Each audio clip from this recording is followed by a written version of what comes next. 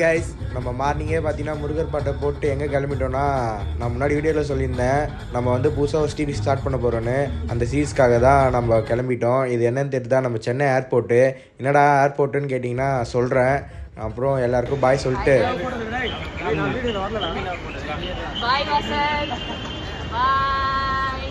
ரொம்ப கஷ்டமாக இருந்துச்சு. என்ன பண்ணுறது, போய் தான் ஆகணும்னு சொல்லிட்டு எல்லாருக்கும் பாய் சொல்லிட்டு கிளம்பிட்டேன் நானும். ஃபஸ்ட்டு கேட் நம்பர் 5 போட்டிருந்தாங்க.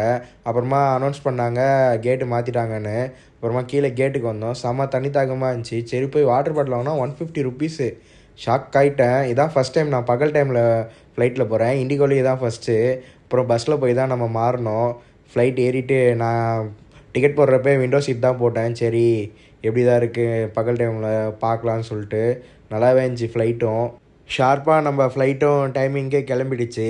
இதுக்கப்புறம் எப்போ நம்ம சென்னைக்கு வர போகிறோன்னு தெரில, நம்ம ஊருக்கு வர போகிறோன்னு தெரில. ரொம்ப கஷ்டமாக இருந்துச்சு. ஆனால் சென்னையோட வியூ டாப்லேருந்து பார்க்கப்போ சூப்பராக இருந்ததுங்க.